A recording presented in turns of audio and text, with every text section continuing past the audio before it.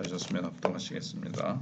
여호와의 말씀이 또 내게 임하여 이르시되 너는 반역하는 족속에게 묻기를 너희가 이 비유를 깨닫지 못하겠느냐 하고 그들에게 말하기를 바벨론 왕이 예루살렘에 이르러 왕과 고관을 사로잡아 바벨론 자기에게로 끌어가고 그 왕족 중에서 하나를 택하여 언약을 세우고 그에게 맹세하게 하고 또 그 땅의 능한 자들을 옮겨갔나니 이는 나라를 낮추어 스스로 서지 못하고 그 언약을 지켜야 능히 서게 하려 하였음이거늘 그가 사절을 애굽에 보내 말과 군대를 구함으로 바벨론 왕을 배반하였으니 형통하겠느냐 이런 일을 행한 자가 피하겠느냐 언약을 배반하고야 피하겠느냐 주 여호와의 말씀이니라 내가 나의 삶을 두고 맹세하노니 바벨론 왕이 그를 왕으로 세웠거늘 그가 맹세를 저버리고 언약을 배반하였은즉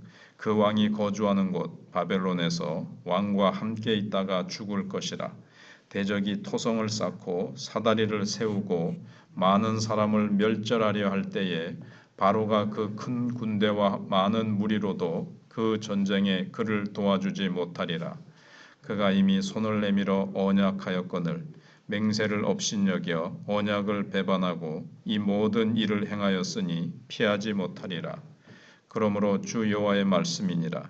내가 나의 삶을 두고 맹세하노니 그가 내 맹세를 업신여기고 내 언약을 배반하였은즉 내가 그 죄를 그 머리에 돌리되 그 위에 내 그물을 치며 내 울무에 걸리게 하여 끌고 바벨론으로 가서 나를 반역한 그 반역을 거기에서 심판할지며 그 모든 군대에서 도망한 사들은 다 칼에 엎드러질 것이요 그 남은 자는 사방으로 흩어지리니 나 여호와가 이것을 말한 줄을 너희가 알리라.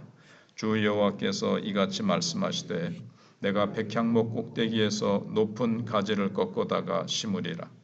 내가 그 높은 세 가지 끝에서 연한 가지를 꺾어 높고 우뚝 솟은 산에 심되 이스라엘 높은 산에 심으리니 그 가지가 무성하고 열매를 맺어서 아름다운 백향목이 될 것이요 각종 새가 그 아래에 깃들이며 그 가지 그늘에 살리라.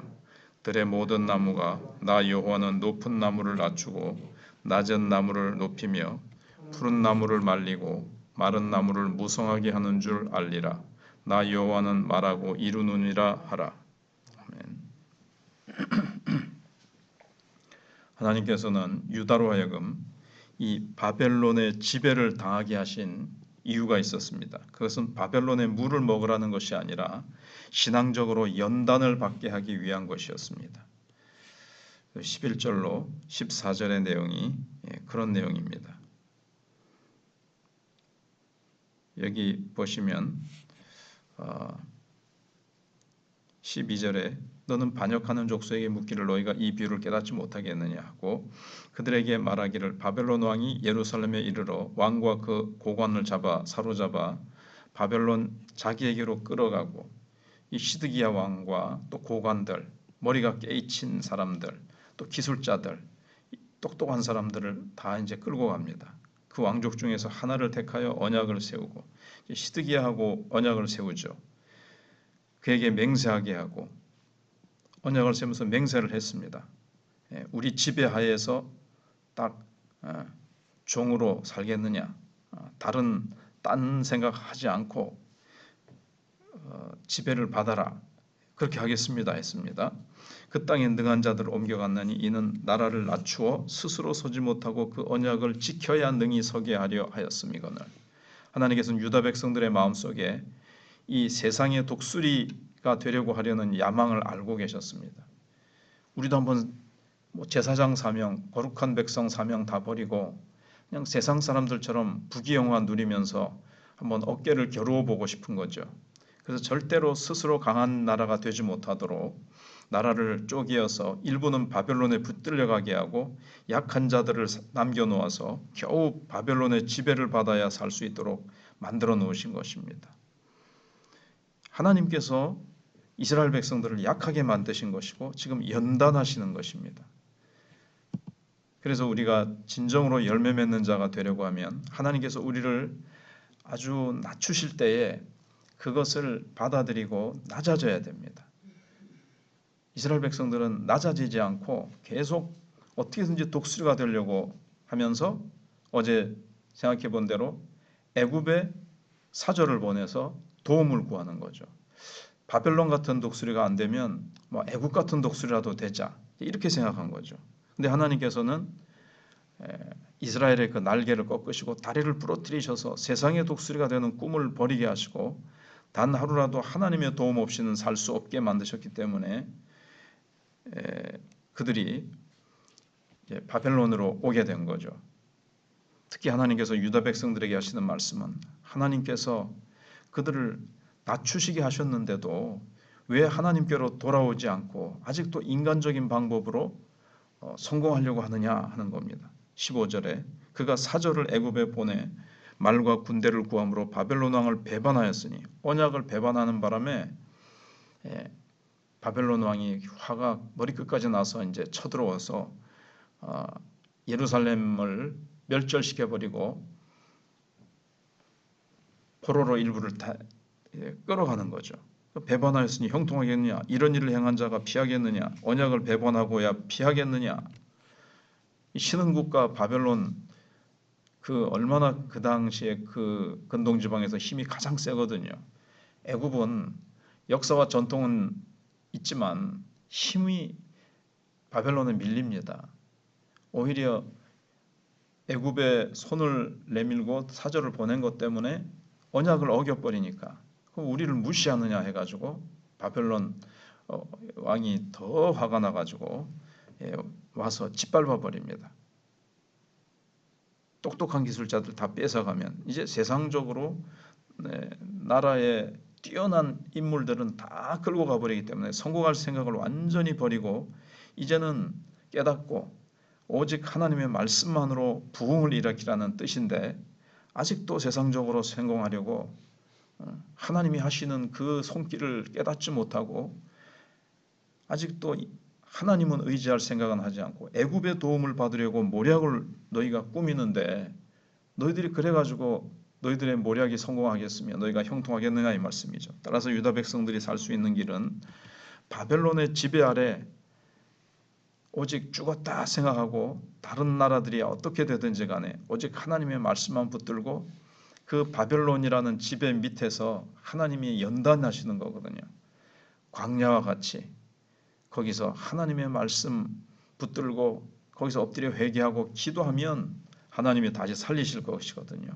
이게 유다 백성들이 사는 유일한 길이었습니다. 우리는 이 세상의 축복이 너무나도 어렵다고 생각하죠. 실제로 하나님 우리에게 더 큰 축복을 주시려고 세상에서 크게 성공하지 못하게 하시는 것입니다. 세상의 축복은 눈에 보이는 축복은 참된 소망이 아니고 그것은 부스러기 축복입니다. 진짜 하나님이 주시는 하나님 나라의 그 축복이 있습니다. 영적인 축복, 하늘의 축복. 하나님께서 이스라엘의 날개를 꺾으셨는데도 이스라엘 백성이 또 자꾸 세상을 따라가려고 하면 그때는 더 큰 하나님의 올무에 빠지게 됩니다. 그래서 19절, 20절에 보시면 그러므로 주여의 말씀이라 내가 나의 삶을 두고 맹세하노니 그가 내 맹세를 업신여기고 내 언약을 배반하였은즉 내가 그 죄를 그 머리에 돌리되 그 위에 내 그물을 치며 내 올무에 걸리게 하여 끌고 바벨론으로 가서 나를 반역한 그 반역을 거기에서 심판할지며.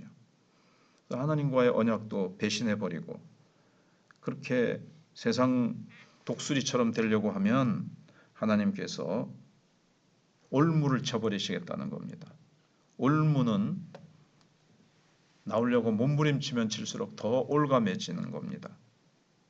올무에 묶였으면 반항하지 않고 그 속에서 잠잠히 기도하고 하나님이 왜 이렇게 하셨는가, 그리고 세상적인 욕망으로 가득 찼던 것들을 이제는 다 뽑아버리고 낮아진 자리에서 오직 하나님의 백성으로서 우리가 어떻게 살았는지, 진정한 우리의 하나님은 어떤 분이신지를 깊이 깊이 깨닫고 오직 하나님만 붙들고 오직 하나님 앞에 부르짖으면 살아날 수 있는 겁니다.